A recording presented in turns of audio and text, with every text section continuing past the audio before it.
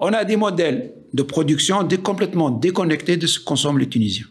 On est dépendant des marchés internationaux. Pour les blés, on le voit, on est dépendant même dans notre exportation. C'est ça le problème, c'est-à-dire qu'on met en jeu notre sécurité alimentaire tout court.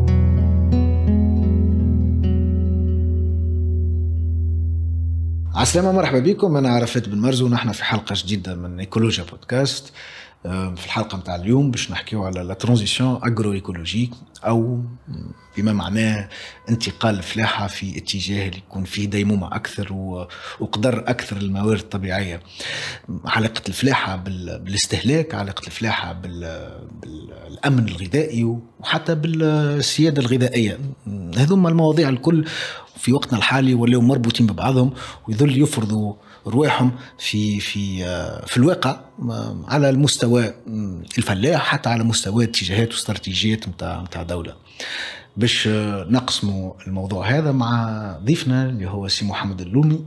سي محمد اللومي هو جامعي متقاعد، كان مختص في الاقتصاد الريفي، وكان رئيس مخبر الاقتصاد الريفي في الينرات.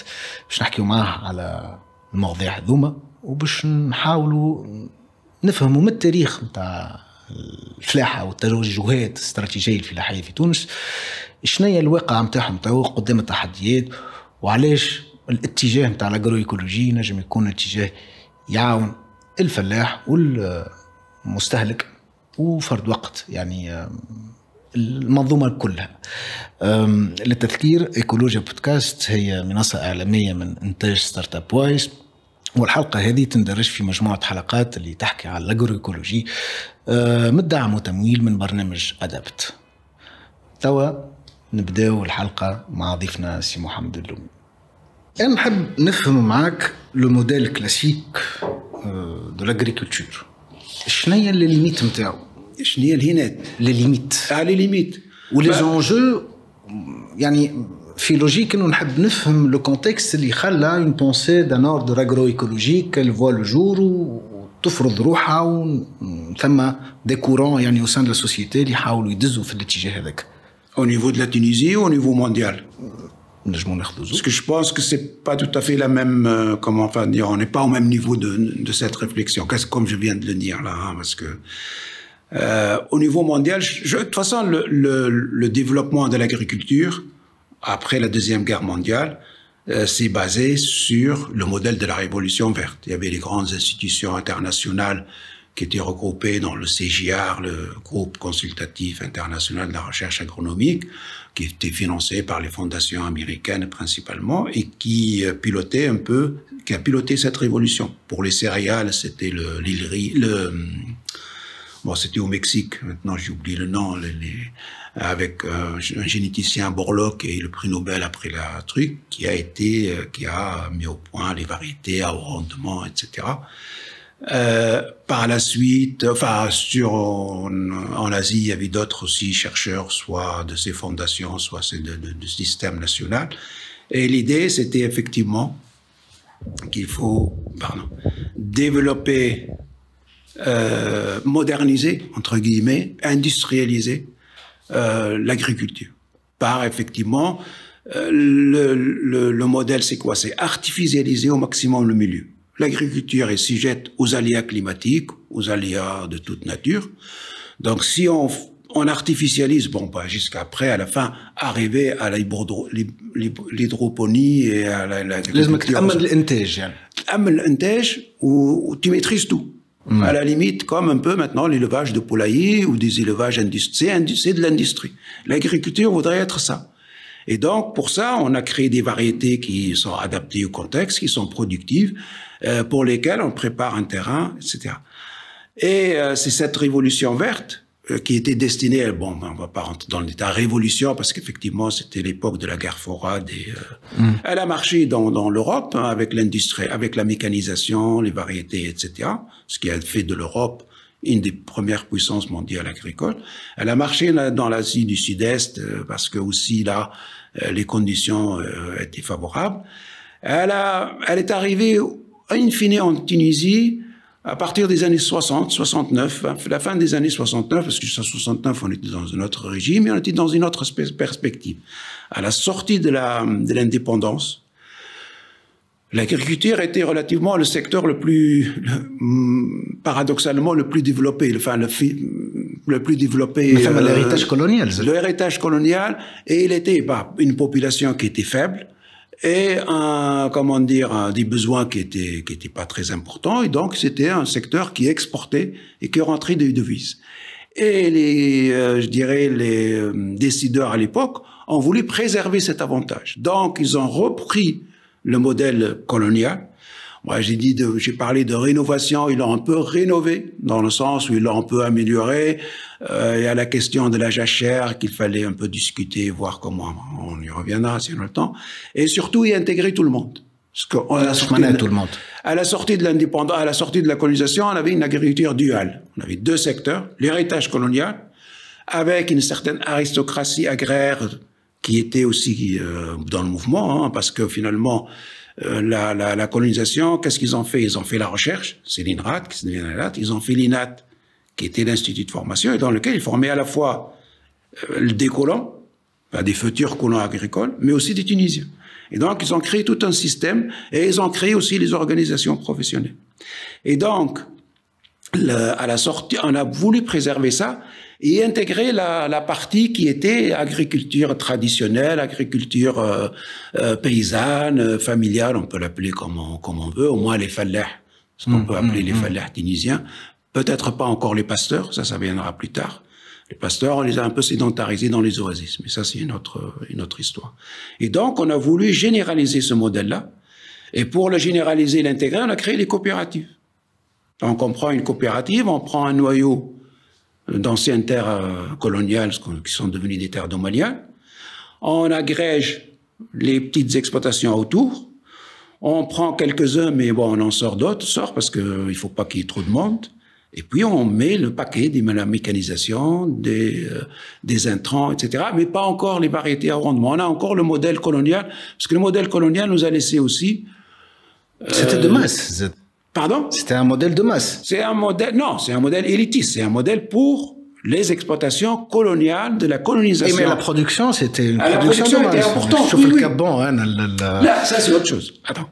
Parce que la colonisation, elle s'est développée principalement dans les plaines céréalières. D'accord. Benzart, Zarouel, Béja, Gendoub. Et dans la steppe de la Tunisie centrale, avec l'oléiculture, c'est vraiment les principaux, et un peu dans le Gabon, dans la viticulture. Le reste, là où il y a une urbanisation assez développée, etc., est resté en dehors de la colonisation.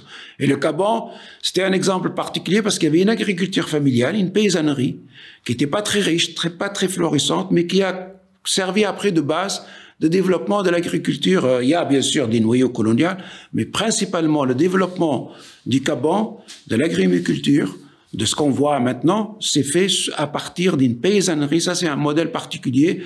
Ce qu'on a essayé de reproduire après dans la région de Sidi Bouzid, mais ça n'a pas marché.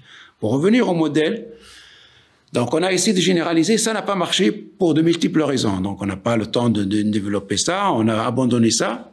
Et au fait, on s'est trouvé en 69, avec l'idée pour sortir de cette crise, avec une crise un peu comme celle de maintenant. On a la production s'est un peu baissée, la pauvreté a commencé à émerger, etc. Il y avait un exode massif à cause des...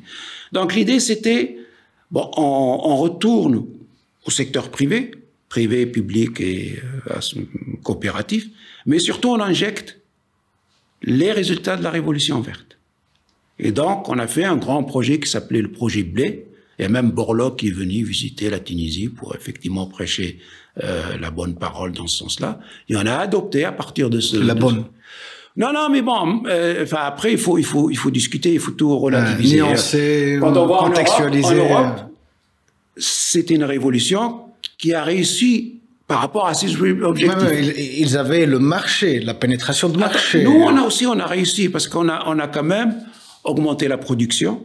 Ce qu'il faut le voir dans l'ensemble. Bon, il y a ce qui relève directement de la révolution verte, c'est vraiment la céréaliculture, la grande culture. Après, on a aussi la révolution verte ou le modèle de la révolution verte qui a été diffusé dans le périmètre irrigué. Et là, c'est aussi, jusqu'à un certain niveau, une certaine réussite. Ce qu'on n'avait pas prévu, ce que le modèle même, je vais revenir à l'Europe et au niveau mondial, ce qu'avait pas prévu ces penseurs, c'est ces effets, ces externalités, maintenant on dit externalités négatives. C'est-à-dire qu'effectivement, il a commencé à détruire le milieu, l'environnement, à avoir des effets sur la santé humaine, à avoir des effets sur la biodiversité, etc., etc. Je lisais l'autre jour avec, vraiment j'étais effaré, je comprenais pas, peut-être qu'il y avait une erreur, dans une des États de l'Inde, sur 500 000 exploitations, sur les 10 dernières années, ou les 20 dernières, même si c'est les 20 dernières années, il y a 25% qui se sont suicidés.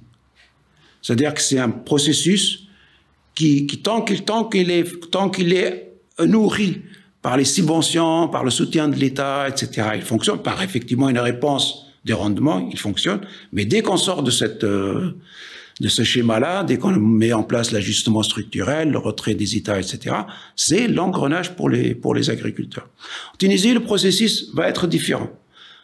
Pas d'adoption, très ou faible adoption de ce modèle un peu dans la céréaliculture, qui va être le parent pauvre, alors que l'agriculture tunisienne, au départ, et l'héritage colonial, après on peut l'évaluer, nous a laissé au moins des institutions qui pourraient gouverner un peu ce modèle. On avait une institution de recherche. On est l'un des rares pays à être assez autonome en termes de recherche variétale, etc. On avait des structures, des organisations professionnelles. Bon, après, avec les politiques. Et on avait effectivement, je dirais, contrairement aux autres pays, on avait des structures qui n'étaient pas aussi inégalitaires que ça. Les structures agraires en Tunisie, ou les systèmes des exploitations, on a une partie qui sont grandes, 2%, 3%, qui ont 20% de la superficie. On a des petits, une pléthore de petits, moins de 5 hectares, moins de 10 hectares. Mais on a quand même une force qui est assez importante d'agriculture moyenne, qui fait 30 à 40% de la SAU. Moi, je dirais qu'elle commence à s'éroder parce que depuis 2004-2005, on n'a pas fait de recensement. Ça fait des années qu'ils nous promettent, mais on ne sait pas ce qui existe. Donc, on revient rapidement. Donc, on veut comprendre le terrain اللي خلى une réflexion تاع الفلاحة نتاعنا ثم مشكلة. Non, mais donc, depuis un certain temps, on a commencé en Tunisie à sentir un peu ces effets négatifs, ces effets sur effectivement l'environnement et surtout et la dépendance déjà. Voilà ce que j'avais pas dit, c'est que ce modèle-là, ça c'est la partie agronomique, mais c'est appuyé dès l'indépendance sur ce qu'on peut appeler un contrat social. C'était le contrat entre les GTT, les forces ouvrières et l'administration et la bourgeoisie qui tient un peu l'administration ou l'État. De mobiliser le surplus, parce que c'était le secteur agricole dans les années 60, j'avais dit c'était le seul qui dégageait un surplus. De dégager ce surplus pour financer le reste de l'économie. Donc dans les années 60, c'était pour une industrialisation, et une industrialisation qui était régionalisée, qui était pensée, etc. Les collègues économistes appelaient ça une industrialisation organisé, parce qu'il y avait un modèle, un schéma de déménagement du territoire qui, après, quand on est revenu au libéralisme, et qu'on voulait s'insérer dans la division internationale du travail avec la politique de Hedinouir, etc. Donc, on s'est servi du secteur agricole pour nourrir la population ouvrière, pour assurer au monde ouvrier l'accès à un panier de biens, à l'alimentation principalement, à bas coût, à travers effectivement des prix régulés, administrés de la production agricole. Et donc, quand on regarde les courbes des prix des produits agricoles, on va les voir vraiment plats pendant tous les années 60, les années 70 jusqu'aux années 60. Quelques émeutes, on va dire. Les premières, c'était 86, début des années 80, la fin de l'ajustement structurel. La révolte de 60, enfin de 82-83, et donc voilà, on a commencé à augmenter, et après ça a été bouffé par l'inflation, et maintenant on est dans. Donc ce modèle-là a fonctionné relativement tant qu'effectivement on pouvait le nourrir par le revenu de l'immigration, par la rente pétrolière, la petite rente pétrolière, par la rente des phosphates, etc. Quand les finances publiques ont commencé à être effectivement en difficulté, ce modèle-là est rentré en crise parce qu'on ne pouvait plus le financer. Et donc, avec l'ajustement structurel, on a arrêté les subventions aux différents intrants, on a augmenté un peu la production, mais on est resté dans ce... Mais toujours est-il que ce modèle-là a commencé à effectivement atteindre ses limites. Ses limites déjà écosystémiques, ses limites... Voilà, déjà quand on regarde du point de vue agronomique, bon, même les rendements de la révolution verte, comment dire, les variétés, etc., on a un plafonnement des rendements. On a un plafonnement des rendements des périmètres irrigués. On a tellement abîmé les ressources, quand vous prenez des... Et ça vient de loin en Tunisie en plus. Ça vient de l'époque coloniale, quand on a introduit ce qu'on appelle le dry farming, c'est-à-dire travailler la terre. Le dry farming, c'est en 2 mots pour les céréales. C'est 6 mois de travail de sol, etc. et 18 mois de jachère. Donc la terre est reposée et de jachère travailler. Travaille tout le temps le sol. Pourquoi faire? Pour mobiliser les minéraux qui sont dans le sol et pour les rendre disponibles à la... Et donc ce modèle-là, quand vous allez maintenant à la région du Kef, etc., ça devient presque un désert parce qu'il n'y a plus de sol, il n'y a plus de sol riche, il n'y a plus de matière organique, il n'y a plus de végétaux. C'est pas l'effet qu'on a en Europe avec la perte des oiseaux, la perte de la diversité, etc. Nous, on a ça, mais aussi on a des sols qui sont complètement déstructurés. Quand vous allez à Sfax, dans les grands oliveraies, c'est le même système, c'est le système du dry farming appliqué à l'oléiculture, avec des arbres distants de 24 mètres, il y a 17 arbres à l'hectare, distants de 24 mètres, et du labour en permanence, pour lutter contre la moindre, en plein été, il passe un petit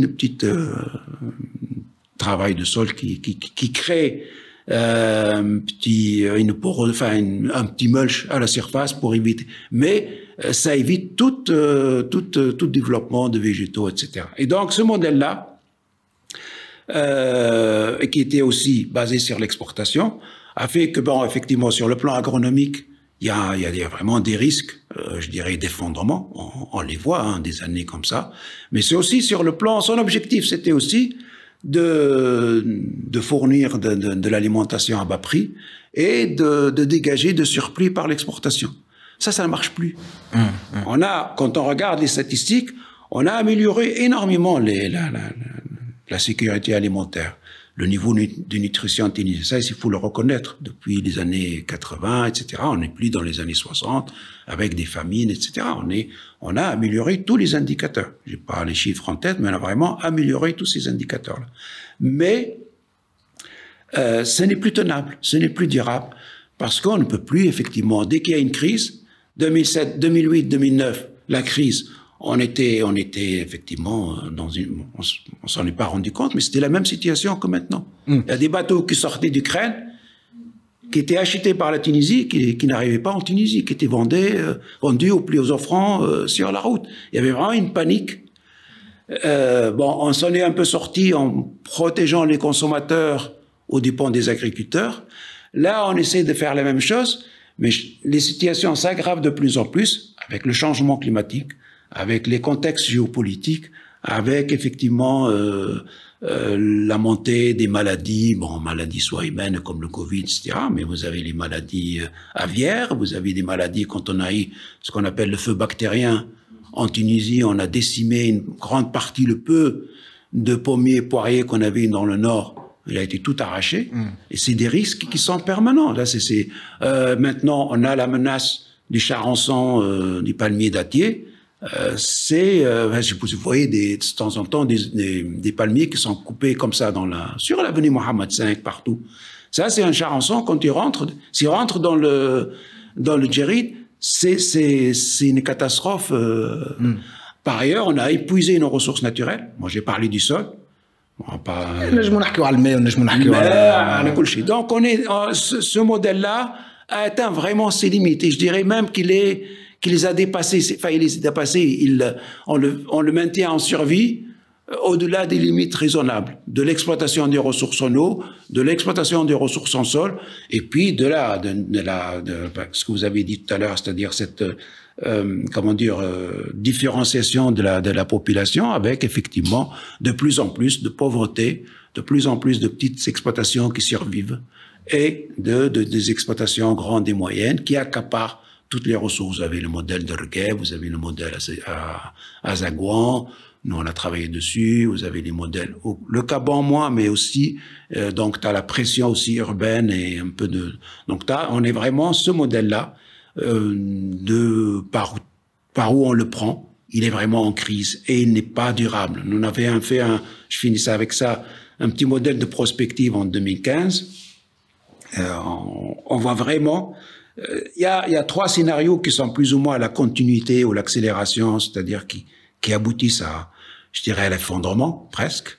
Donc, soit un dualisme exacerbé, soit une dégradation des ressources et le recours aux terres virtuelles, parce que là, on est dans au virtuel, mais non, c'est les terres virtuelles. Le seul qui permet un peu de sauver un peu le peu qu'on a d'acquis sur la sécurité alimentaire, etc., c'est vraiment le modèle de l'agroécologie et le développement territorial. C'est-à-dire l'agroécologie avec un système alimentaire territorialisé. C'est-à-dire que c'est à échelle réduite. À l'échelle du territoire, le territoire dans le sens méso-économique.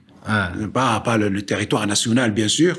Ça, c'est une autre composante. Mais c'est surtout le territoire. C'est-à-dire que... La paysannerie, la permaculture. La permaculture, le modèle alimentaire, c'est-à-dire qu'on revient à manger ce qu'on produit, ce qu'on produit le mieux.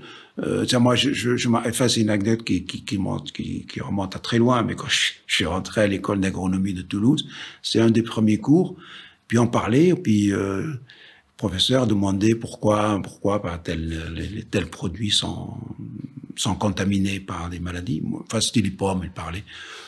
Bon, chacun donnait. Moi, j'ai dit, parce qu'elles sont pas cultivées dans leur milieu naturel, dans leur milieu et donc, finalement, c'est l'idée. J'étais pas né dans l'agroécologie, non, rien du tout, mais parce que moi, je venais de ma petite campagne et je voyais qu'effectivement, chez moi, quand les choses sont extensives, etc., ça marche un peu mieux, quoi. Il y a pas beaucoup on n'a pas de problème de maladie. Donc, et c'était un peu ça l'idée. Donc, en fait, dire qu'on a un modèle alimentaire territorialisé, c'est-à-dire qu'on rapproche, ça, on en parlera peut-être après. On va connecter les consommateurs des producteurs. On va aller vers effectivement la spécification ou des produits. On va s'appuyer sur un peu ce qu'on appelle un peu la rente territoriale pour un peu affronter un peu la mondialisation. Parce que le problème, c'est... Quelle est la rente territoriale? La rente territoriale, c'est ce qu'apporte le territoire comme spécificité au produit. C'est-à-dire, là, vous avez un produit, vous avez des produits génériques. Prenez les céréales, c'est tous des céréales. Si vous prenez le blé dur de Zagouan, ils ont réussi c'est le même blé finalement, mais ils y ont mis une empreinte territoriale. Il y a un collègue français qui disait on pouvait mettre le sang des cigales dans une bouteille de vin ou dans une bouteille d'huile. C'est-à-dire qu'on lui donne cette typicité, on la rattache à un territoire, on lui donne un ancrage territorial de telle sorte qu'on n'achète pas que l'huile, on achète de l'huile et puis tout l'imaginaire qu'on peut avoir. Acheter un peu, c'est ce qui se passe maintenant. Vous achetez des figues de Djebba. Les figues de Djebba, moi je les connais. Mais ça c'est culturel. C'est pas culturel, oui, il y a du marketing derrière ça. Il y a du marketing, mais c'est aussi, au-delà de cet aspect-là, il y a des avantages, c'est-à-dire que là, on est dans un modèle qui est encore exportateur, etc. Mais si on va plus loin, il faut que l'agriculture nourrit en premier lieu ceux qui produisent et en deuxième lieu ceux qui sont dans un cercle proche Et après, un peu plus loin, et un peu plus loin. Là, maintenant, ce qui se développe comme phénomène en Europe, c'est le développement de l'agriculture urbaine et périurbaine. Il y a beaucoup de projets de recherche qui travaillent là-dessus parce qu'ils se sont rendus compte avec les différentes crises que le problème d'alimentation, de fourniture d'aliments aux grandes métropoles est un problème stratégique important. C'est-à-dire que ils ont vu ça avec les médicaments, etc. Mais c'est encore pire avec les aliments. Vous voyez, je sais pas, une ville, même comme Tunis. On fait venir, quand vous allez à Sidi Bouzid, vous rencontrez des dizaines de camions qui montent, qui avec des tomates, d'autres avec et donc, si Tunis est coupé de son environnement, comme ça a été le cas pendant le Covid, les premiers jours, ils ont interdit le déplacement des camions agricoles. Comment faire Bon, voilà. Et donc, le fait de rapprocher la production dans une certure périurbaine et maintenant dans la ville même, et ça se développe dans les pays africains, etc., même dans les pays européens, vous avez parfois des abeilles sur les toits des immeubles ou des grands hôtels à Paris. Donc mais ça va plus loin. Donc l'objectif derrière ça, c'est de donner une certaine autonomie à ces alimentaires, à ces mais sur la masse, sur l'échelle d'un pays, est-ce que ce genre d'approche, est-ce que ça suffit? Bon, moi je suis en train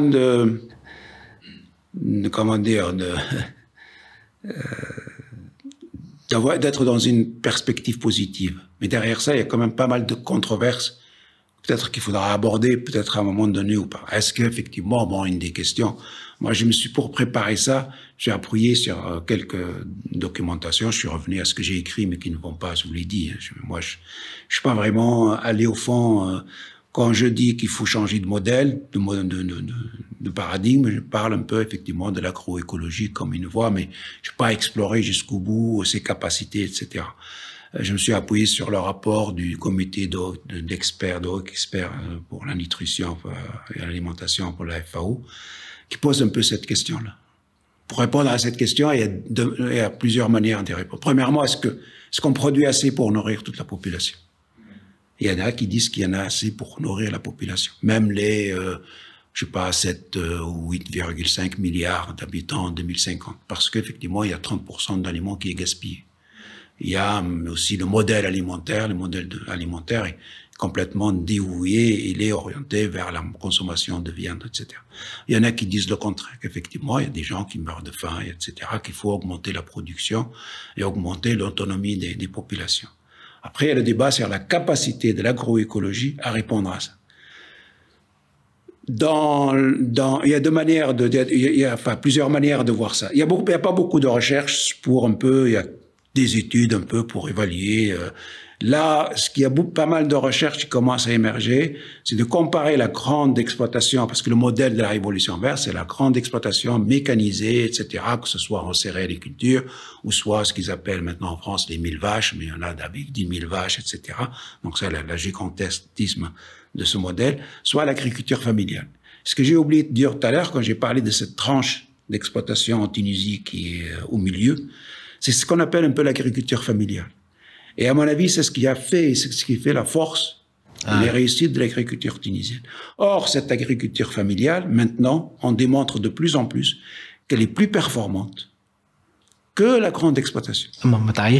Là, c'est une performante, performante en termes de production. Attends, après, là, moi, je suis pas d'accord. Ça dépend quel type d'agriculture. Parce que l'agriculture familiale, c'est vrai elle est en difficulté. Bon, moi, j'ai un ami qui a fait une thèse sur l'agriculture familiale et qui a montré, Mostafa Jouidi pour ne pas le citer, comme ça je cite un peu quelques amis, hein, ça leur fera du plaisir. Ça leur fera plaisir. Donc c'est vrai qu'elle a été un peu marginale. L'âge d'or de l'agriculture familiale en Tunisie, c'est les années 80, où on a vraiment senti la nécessité, on a mis en place une politique en faveur de l'agriculture familiale, avec des subventions, avec de l'encadrement, avec l'encouragement à l'irrigation, etc. Depuis, effectivement, on a une agriculture qui n'est pas favorable. Mais elle a quand même pas mal de capacités de résilience, pas mal de capacités de rebondir quand, effectivement, on la brime pas. Parce que quand quand il y a un produit qui est rare et qui l'agriculteur va faire un peu refaire un peu sa santé pécuniaire, on lui fixe des prix tellement bas que, mais elle a un potentiel. Mais dans l'absolu, en termes de production, l'agriculture familiale, de rendement à l'hectare, c'est celui-là qui nous intéresse pour l'alimentation humaine. Le rendement à l'hectare est supérieur au rendement à l'hectare de la grande exploitation. Parce que l'agriculture familiale, elle diversifie. Sur un hectare, vous pouvez avoir de l'arboriculture, vous allez avoir de cultures dans l'année, vous allez avoir alors si on met en plus de l'agroécologie là-dedans, ça veut dire qu'on va mettre un peu de l'agroforesterie, on va réduire les intrants, parce qu'on n'a pas parlé de l'agroécologie jusque-là, on va réduire les intrants, on va, améliorer l'efficacité un peu, améliorer la santé du sol, améliorer l'efficacité de l'utilisation de l'eau, etc. Donc là, on est dans un modèle un peu vertueux qui permet effectivement de produire autant, sinon plus, mais avec des détériorations sur le milieu. Mais, de toute façon, à mon avis, ça, on est au niveau de l'exploitation, de la parcelle, de l'exploitation. L'agroécologie, elle a un sens plus large. Elle va jusqu'au modèle alimentaire mondial, enfin jusqu'au système alimentaire mondial. L'agroécologie, c'était au début l'analyse de pratiques anciennes, donc traditionnelles, pour voir un peu. Finalement, on les a abandonnées sans les évaluer. Finalement, beaucoup de choses. Prenez un exemple simple, vous prenez les oasis. On a abandonné les oasis traditionnelles, enfin on les a laissées un peu comme reliques, et on a mis les oasis modernes, monoculturales, etc. Sans jamais évaluer les premiers pour dire pourquoi on a mis les deuxièmes. Hein. Puis maintenant on revient et on se sent que, pour la même chose. Je parlais de la jachère tout à l'heure. On a essayé, beaucoup de gens ont essayé de réfléchir, enfin dans notre génération et celle d'avant, sur la jachère. Ben on a abandonné, les colonisateurs, les colons ont abandonné la jachère pâturée, qui était pratiquée par nos agriculteurs, et ils ont adopté la jachère travaillée, qui laisse pas de place aux animaux.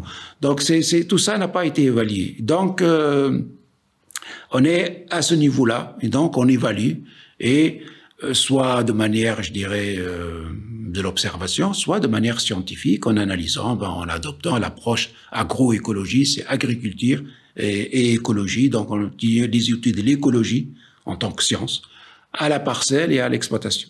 Après, ça a un peu évolué. On a élargi un peu le champ au système écologique, enfin agroécologique, donc à l'ensemble du système agroécologique. Et en même temps, on est passé d'une science qui étudie les pratiques à un ensemble de pratiques à qui on essaie de donner sens dans des systèmes de production, dans des systèmes de culture un peu plus cohérents et un peu plus...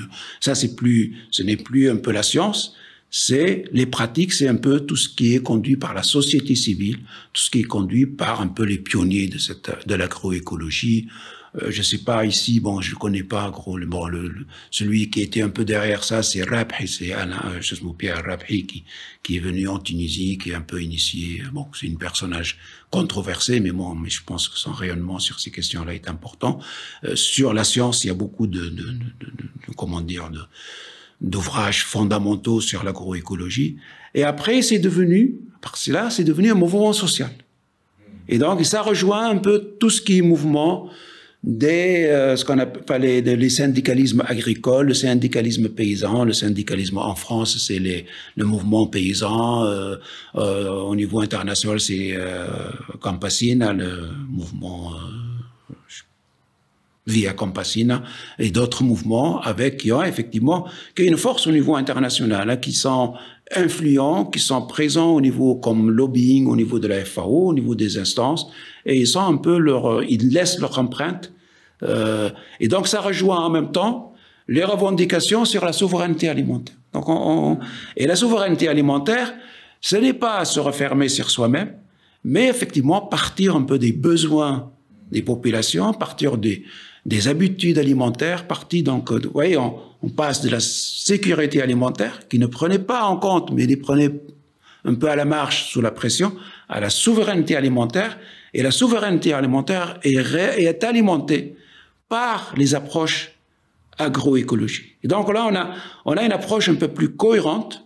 Alors après, au niveau mondial, à part effectivement les avancées au niveau de lobbying, au niveau des instances internationales, etc. Moi, quand je lis par exemple le rapport dont j'ai parlé tout à l'heure du haut comité d'experts de la FAO sur la question alimentaire, je vois qu'il y a une influence qui prenne en compte ce genre d'aspect. C'est-à-dire que la FAO ne parlait pas de souveraineté alimentaire. Depuis 2016, elle a introduit ce vocabulaire dans son truc. Il a été introduit par la suite, progressivement. En Tunisie, on l'a introduit un peu après le Covid. Bon, il y en a qui en parlaient avant, Habib El et compagnie, mais il y en a qui ça s'est un peu généralisé. Maintenant, c'est même au niveau, je disais tout à l'heure, même au niveau des décideurs européens, etc., ils parlent de souveraineté alimentaire. Mais ça n'a pas la même... faut se méfier, tout ça. Le problème de tous ces concepts, c'est qu'après, il y a derrière, on peut mettre ce qu'on veut. Après, moi, je parle d'une vision... C'est au cas par cas, déjà. Oui, c'est transposable. Ça, c'est un peu l'ADN de l'agroécologie et de la souveraineté alimentaire. Mais après, vous êtes à la marge. Quand vous dites, par exemple, un exemple qui, je ne sais pas si vous va vous parler, l'agriculture de conservation, le zéro labour, on peut le classer, certains le classent dans l'agroécologie, parce qu'on ne fait pas de labour, on sème directement sans tourner la terre, etc. Mais on met du glyphosate, qui est une molécule cancérigène, et qui effectivement... Alors, le débat ça crée une controverse. Qu'est-ce qu'on fait? Est-ce qu'on est dans l'agroécologie? Parce que, par exemple, bon, le débat, c'est franco-français, mais en Tunisie, le modèle change, la problématique change. En Tunisie, on l'a introduit, mais on s'est heurté au pâturage des chomes et au coût de la mécanisation et à la vaine pâture. Donc là, on est un peu... Et le modèle coince parce qu'effectivement, on l'a pas adapté, peut-être adapté au contexte tunisien, et on n'a pas su trouver un peu la solution pour dépasser un peu ce genre de contraintes. Donc, alors pour revenir à la question, moi je pense que oui, ça pourrait nourrir, mais c'est là où il y a un problème. Il y a un Français qui disait qu'effectivement que finalement tout ça c'est beau, mais tout ça constitue une menace à des intérêts qui sont en place, aux firmes de semences, aux firmes de produits phytosanitaires, au commerce international, etc. Et donc là, c'est vrai on les voit, les débats parfois à l'étranger. Malheureusement, nous, c'est un autre problème, c'est qu'on n'a pas de débat. On a vraiment très peu de débats sur ces questions-là, sur les politiques agricoles, sur les orientations des politiques agricoles. Mais j'ai l'impression il se penche vers plutôt une souveraineté, vers une approche plus déconnectée du système international agricole. Oui, si c'est ça, quand on dit par exemple avoir l'autonomie en blé dur, l'autosuffisance en blé dur, bon, premièrement, on l'a dit déjà pour cette année, on n'a pas pu le faire. Bon, c'est peut-être les conditions climatiques, on va le faire, peut-être essayer de le faire pour les années qui viennent. Mais de toute façon, non, on a les semences. Bon, ça c'est un autre problème. C'est-à-dire que en Tunisie au moins, bon, maintenant cette année, je ne sais pas si on va y arriver, mais on est autonome en semences céréalières. Ça c'est bon. Il y a des tentatives de lobby, et c'est vrai que là, c'est de vrais lobbies, des gens, c'est des gros céréaliers européens avec des céréaliers tunisiens, etc., qui essaient d'introduire des variétés obtenues à l'étranger, de blé dur ou des cultures telles que le colza, etc. Mais ça c'est la vie, hein, donc on peut pas non plus se couper du monde, mais on est globalement autonome en céréales. Mais si on veut faire l'autonomie ou l'autosuffisance en blé dur, c'est que ça va se faire en dépend des autres céréales, qui sont le blé tendre et la farine, donc le pain, et qui sont l'orge, qui est en partie, bon, consommation humaine, mais surtout alimentation animale. Parce que ce qu'on ne voit pas, c'est que, bon, on n'a pas le temps de développer, c'est que ce modèle qu'on a adopté a fait qu'effectivement, on a écarté de plus en plus la céréaliculture de nos plaines céréalières. On a changé les habitudes culinaires des gens. On a changé les habitudes culinaires, mais aussi on a des modèles de production complètement déconnectés de ce que consomment les Tunisiens. On produit de l'huile d'olive. Il y a un ministre qui a dit que de toute façon, c'est pas dans nos habitudes culinaires. Donc, ça, c'est une aberration. C'est une aberration, mais c'est aussi une réalité. Parce qu'on consomme de moins en moins de l'huile d'olive. C'est simplement économique. Oui, mais c'est économique. Même, je dirais, ça peut être aussi des habitudes alimentaires. Nous, on nous a mis dans la tête qu'il vaut mieux faire les fritures avec de l'huile de colza et de l'huile de trucs qu'on le fait. Alors qu'en réalité, l'huile d'olive supporte la chaleur autant que les autres huiles. Donc, c'est pas un problème. Et maintenant, tous les Tunisiens, moi-même le premier, achètent de l'huile végétale, enfin, ce qu'on appelle les huiles de graines, parce que c'est moins cher pour faire des fritures, mais c'est aussi, on avait l'impression que c'était plus hygiénique, donc alimentairement. Mais de toute façon, le Tunisien consomme très peu. Il consomme, je pense, c'est autour de 4-5 litres par an et par habitant, ce qui est ridicule. Sur 25, je pense les chiffres, il faut prendre avec précaution, 25 kilos de huile par an. Donc, c'est rien du tout. Et donc, moi, je peux vous dire qu'actuellement, les olives se vendent sur pied jusqu'à 6 dinars le kilo. Comment c'est qu'il faut 5 kilos pour faire 1 litre d'huile, entre 4 et 5, mais disons, ça fait 30 dinars l'année prochaine, l'huile. En venant, là, j'ai entendu qu'effectivement, la production est peut-être un peu plus meilleure, parce que je pense qu'il y a peut-être les gens ont mal évalué. Parce que là, maintenant, c'est le marché sur pied des olives. On peut-être mal évalué la production. Si les chiffres du ministère de l'Agriculture sont vrais, on ne sera pas dans cette perspective. Mais c'est déjà à 20 dinars. Déjà 20, 22. Voilà. Maintenant, il y en a presque plus. Donc, il faut faire la haule aussi. Il faut pas acheter au kilo. Donc voilà, on est un peu dans ça. Je sais pas, on a parlé de ça pour dire quoi, mais bon, voilà. اي هو الحديث يهز الحديث. ياك على شيء، ما انا عامل عليك انت راهو باش. اي لا نعملوا على بعضنا باش نحاولوا نبنيو حاجه. انا اللي نحب نعرفه توا au niveau institutionnel في تونس. Est-ce qu'ils sont conscients ou est-ce qu'il y a des approches pratiques اللي قاعدين يعملوا فيها؟ Est-ce que نعرفش الدولة قاعدة تتحرك dans un sens d'améliorer ou de s'orienter vers l'agroécologie؟ Il y a plusieurs degrés de l'agroécologie. Qu'est-ce qu'on a dit? C'est à la parcelle, ça peut être aussi, je dirais, au niveau d'un itinéraire technique, etc. Par exemple, mais في كل مرحلة لازم الدولة. لا باش نعطيك exemple. Dans la littérature, l'irrigation goutte à goutte, تعرف شنو معناها؟ C'est parmi les techniques de l'agroécologie. Or, en Tunisie, on est pionnier dans la diffusion du goutte à goutte. On a pratiquement 80% de surface qui est irriguée au goutte à goutte. Et ça, c'est parce qu'il y a une politique en Tunisie, dans 1995, qui a mis en place un programme d'économie d'eau, à travers, pas uniquement le goutte à goutte et les asperceurs, mais au moins les gouttes à goutte. Donc on peut dire qu'il y a une sensibilité, parce qu'il y a quand même une sensibilité de la rareté des ressources, de l'eau, des précipitations, etc. Mais on a, à ma connaissance, parce que je peux me tromper, moi je pense que par exemple par rapport à la chaleur, etc., on n'a pas vu, j'ai vu la panique un peu s'instaurer, et puis chercher comment on va faire, etc. Mais moi, depuis 20 ans, quand il y a une sécheresse, on nous appelle, on fait une réunion. Et à la fin, je leur dis, j'espère que cette fois-ci, vous n'allez pas nous faire comme la dernière fois. Dès qu'il pleut, vous oubliez. Mais on avait, depuis longtemps, et puis même nos aînés ont écrit sur les stratégies d'adaptation à la sécheresse, etc. Les agriculteurs ont développé des techniques d'adaptation à la sécheresse.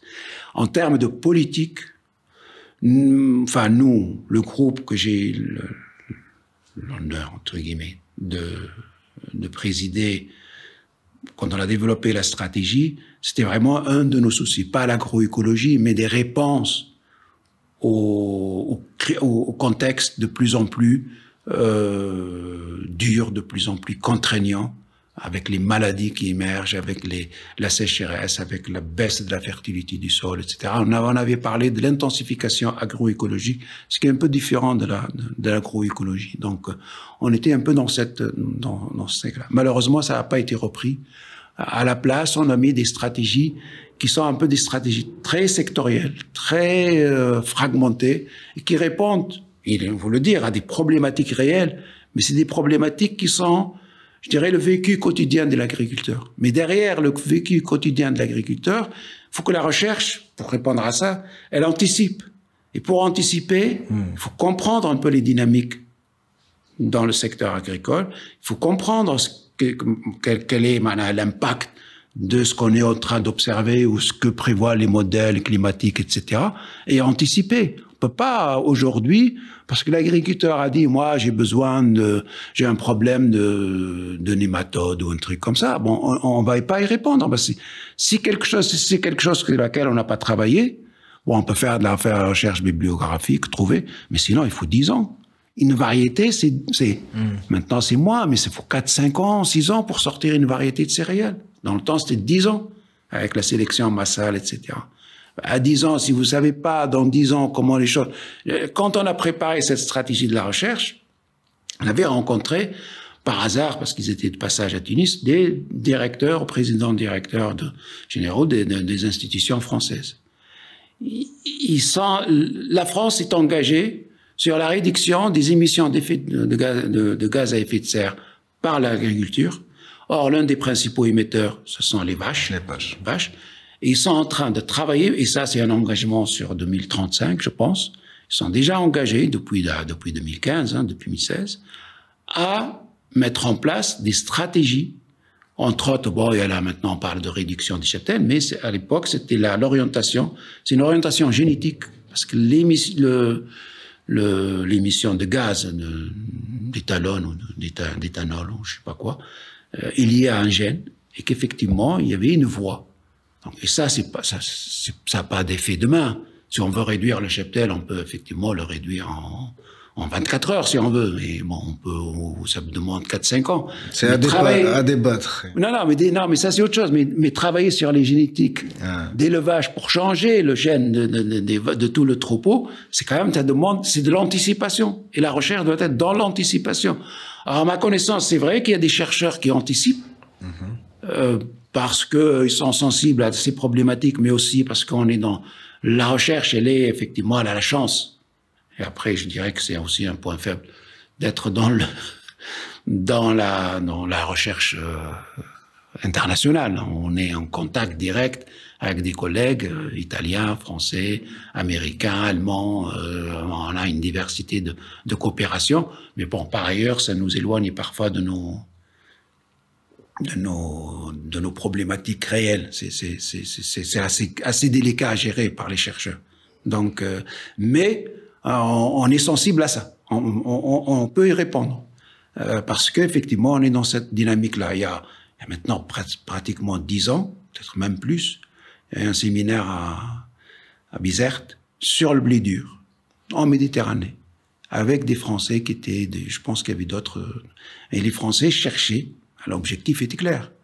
Les Tunisiens ont des blés durs qui comportent très bien sous des climats dans lesquels la France sera peut-être dans 20 ans. Et ils sont venus en Tunisie pour voir comment ça marche, pour faire des coopérations. Déjà, à 20, voilà, c'est ça ce que je veux dire. C'est-à-dire que, moi, quand j'ai regardé, par exemple, le plan 2016-2024, l'ancien, j'ai pas trouvé une réponse à ces questions-là. Mais déjà, ils sont très, très longs. T'as des plans. Oui, déjà. Non, mais déjà, tu peux mettre en place mais je t'ai dit, en 2016, c'est le plan 2016-2024, 23. Donc, il n'y avait pas grand-chose sur ces questions-là. Il n'y avait pas une remise en cause fondamentale. Parce que moi, je crois, c'est un peu ce que je défends, à une rupture fondamentale dans ce... Il nous faut une révolution copernicienne. C'est vrai que l'agroécologie, l'intensification écologique, y apporte des réponses, mais à mon avis, il faut aller encore plus loin. On est dépendant à 40%, 50% de notre alimentation, de 60% de l'alimentation de manière générale, 40% des calories, de l'importation. On est dépendant des marchés internationaux. Pour les blés, on le voit, on est dépendant même dans notre exportation. J'ai regardé un peu quand il y a eu le Covid, quel est l'impact. On a des marchés qui se sont fermés sur nos principaux produits, sur les poissons, enfin sur les produits de la mer, sur les dattes. Qu'est-ce qui nous restait? On n'exportait que l'huile d'olive, mais c'est pas suffisant. Quand on a des années difficiles où se conjugue une baisse de production des céréales, une baisse de production de l'huile d'olive, on est un peu... Cette histoire d'exporter pour avoir des devises pour importer ne fonctionne pas. Elle fonctionne encore en termes de devises, mais quand on voit notre balance alimentaire sur les 15 depuis 2090 ou je sais pas. Les enjeux changent. 2021, il y a plus d'excédent. Donc il y a un excédent de devises, on fait rentrer des devises, on parlait de 2000 milliards que fait rentrer l'huile d'olive, mais c'est pas ça qui va nourrir les Tunisiens, parce que quand il va aller sur le marché international avec 2000 milliards pour acheter du blé, et que la Russie bloque l'Ukraine. Tu peux rien trouver, tu peux même pas trouver du blé parfois. C'est ça le problème, c'est-à-dire qu'on met en jeu notre sécurité alimentaire tout court. Je parle pas de souveraineté. Parce que, effectivement, on ne parle pas des effets sur la santé humaine, sur la santé animale, sur la terre, de tout ce modèle-là. Donc on est dans à mon avis, on est dans l'erreur. Et la réalité le montre, et il nous faut une révolution copernicienne, comme je viens de dire, c'est-à-dire changer complètement de modèle, changer de paradigme. Je crois, moi, que l'agroécologie offre ce paradigme. Après, c'est vrai que quand on va parler de la transition, c'est une autre paire de manches. C'est pas demain, quoi. La transition demande, exige, bon, il y a déjà des freins. Avant la transition, avant d'entamer ce que j'ai dit, la résistance de certains intérêts, la difficulté, l'absence de recherche, de financement de la recherche, etc. Mais quand on va passer à la transition, il faut voir, regardez par exemple en France, pour les gens qui font la transition du conventionnel au bio, tout ce qu'ils endurent, alors qu'il y a des subventions, etc. C'est pas facile. Passer du conventionnel, du bricolage, etc. à un modèle agroécologique dans le vrai sens du terme. Pour l'instant, on fait du bricolage. Il y a des tentatives qui sont louables. Bon, quand on parle, par exemple, de la SOC à Chileni, quand on parle de Hazwan, quand on parle de certains, même ce qu'ils ont fait dans les projets de développement pastoral dans le sud tunisien, il y a vraiment des choses qui sont bien faites, qui s'approchent de l'agroécologie, qui sortent un peu de ce modèle d'exploitation minière. Mais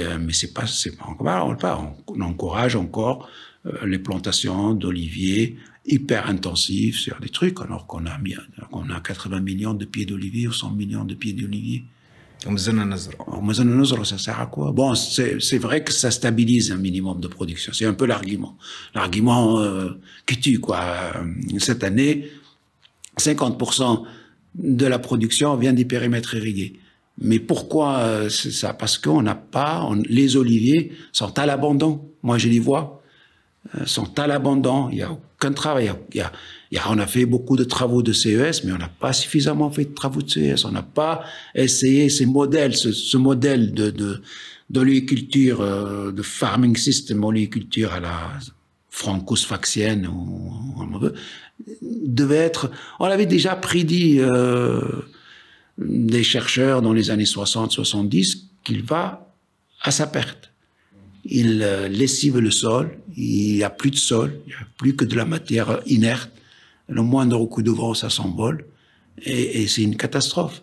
Alors qu'on pouvait remédier à ça. On l'a fait dans les oasis. Dans les oasis, on a pris les oasis nouvelles et on a essayé de les densifier sur le modèle ancien, avec les 3 étages. Ça marche.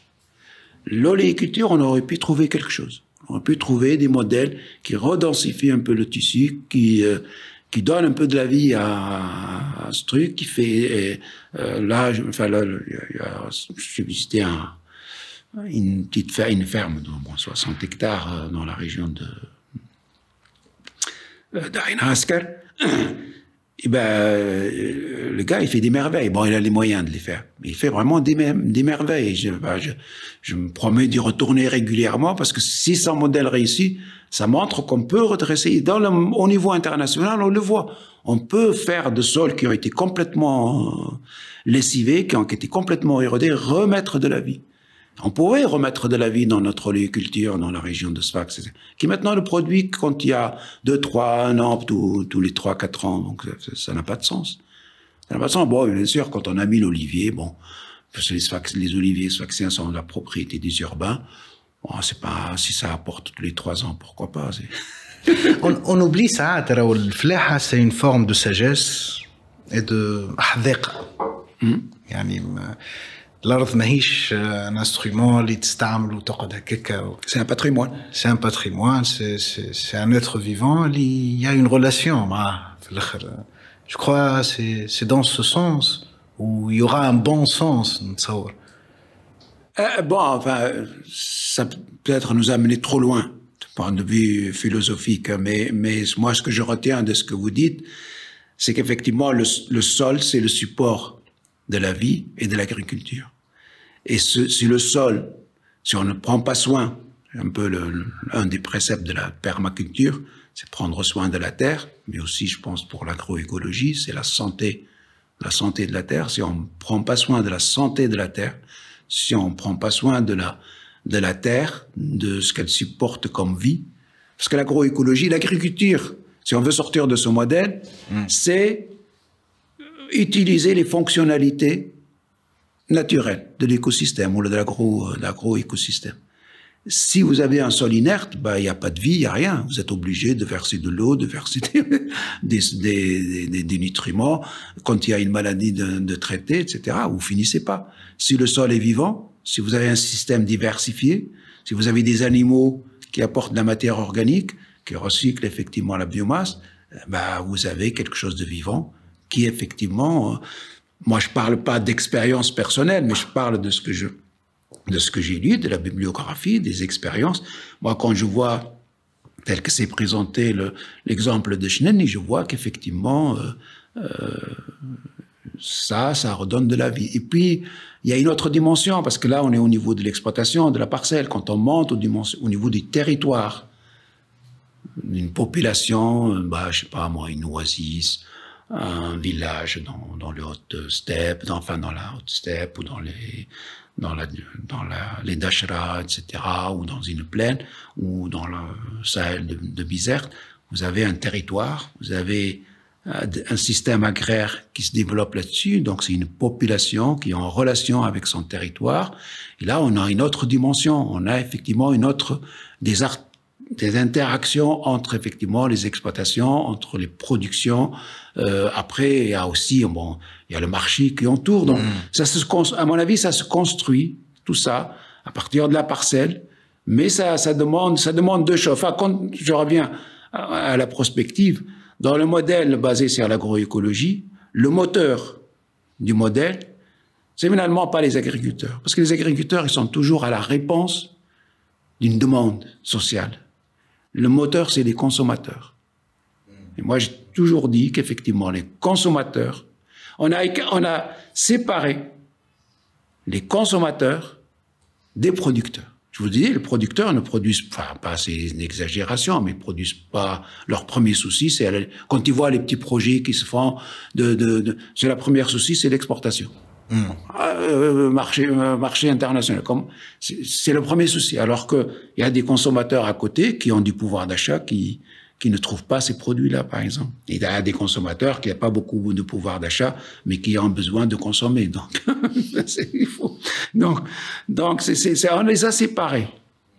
Et le changement viendrait effectivement des consommateurs. Or, malheureusement, moi, j'avais observé un peu dans les campagnes électorales, etc. Tous les partis politiques sont déconnectés du monde agricole et rural. Nous, quand tu parlais tout à l'heure de l'association qu'on a faite, on avait le premier séminaire qu'on a fait, c'était en 2011.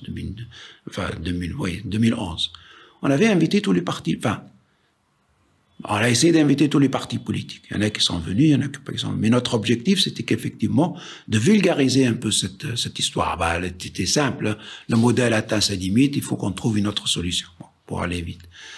Mais on n'a pas eu beaucoup de réponses. Dans les campagnes électorales en 2011, c'était la première, bon, on est allé vers les partis. Même des partis auxquels on n'était pas du tout d'atomes crochus. Qui sont pas, on n'est pas allé, mais je sais qu'ils sont venus nous demander un peu non. Une question de densité électorale. Non, mais oui, d'accord, mais ça s'arrête là. Mais on a essayé dans la mesure du possible, mais quand vous regardez les partis dans leur population, et d'ailleurs le monde rural vote complètement différemment du monde urbain. Donc il y a une rupture en Tunisie, moi j'ai appelé ça le pied urbain du développement agricole, c'est-à-dire que l'urbain, et donc finalement il est dominant sur le monde rural. Le monde rural se révolte, bouge, et les révoltes sont récurrentes, hein, de Sahab el-Bihim, je sais pas qui, Ali Ben Ardem, etc. Mais il a jamais pris le dessus. Moi, je pense que même en 2011, c'était quand il a rejoint, le mouvement a rejoint, il est parti du monde rural, quand il a rejoint le monde urbain, que ça a fonctionné. Et donc, le changement ne peut venir, malheureusement ou heureusement, tout ce qu'on veut, que du monde urbain et que du consommateur. Et le consommateur tunisien actuellement, il est englué dans son pouvoir d'achat, dans ses trucs, etc. Et donc, c'est vraiment compliqué. Cette transition, si on la souhaite, si on la veut, elle va être compliquée. Elle demande une volonté politique, certes, parce que c'est effectivement le moteur. Elle demande de la recherche scientifique qui anticipe, qui croit, mais qui travaille pas de manière séparée, mais qui travaille vers un objectif qui est effectivement comment accompagner la transition, qui demande un appareil, effectivement, pas de vulgarisation, parce que le mot n'est pas galvaudé. Mais c'est tout un pack, voilà. Sociologique, psychologique, comportemental, culturel. Parce que c'est au fond, il faut un changement, il y a des freins socio-culturels, et pour faire la transition, il faut ces verrous, il faut les faire sauter. Et donc, il faut changer tout ça. Et il faut changer tout ça. Bon, vous y contribuez en faisant de la vulgarisation. Nous, les chercheurs, on y contribue. Enfin, moi, je suis plus chercheur, je suis retraité, mais je continue à réfléchir sur ces questions-là. Et puis, mais il faut que la société civile, elle y est. Mais malheureusement, moi, je pense qu'il y a, ça, c'est un autre problème, il y a un manque de communication entre la société civile et les chercheurs. Et je dirais même que parfois, ça prend l'aspect d'un conflit. Il y a un conflit de légitimité. La société civile ne croit plus, ne croit plus à la recherche, ne croit plus aux élites, ne croit plus aux experts. Enfin, nous, les chercheurs sont pas des experts, sont avant tout des chercheurs, des scientifiques qui travaillent sur des questions de société ou sur des questions. La société civile, il y a ce conflit-là, et ça prend parfois des dimensions un peu, je dirais un peu forte, quoi. Et ça, tant qu'il n'y a pas cet échange. Parce que nous, on a reconnu depuis longtemps. Mais c'est vrai qu'on a, à un moment, on s'est heurté on était en avance dans les années 80, on a fait des projets qui étaient effectivement pas participatifs, tel qu'on le dit maintenant, mais au moins qui part un peu de la réalité des agriculteurs, qui interroge les agriculteurs, qui écoute les agriculteurs pour après revenir au laboratoire travailler. Même ça n'existe parfois plus. Parce que bon, pour des problèmes de communication, des problèmes d'organisation institutionnelle, etc. Et puis, il faut une volonté politique, et puis, il faut que les consommateurs, autant que les agriculteurs,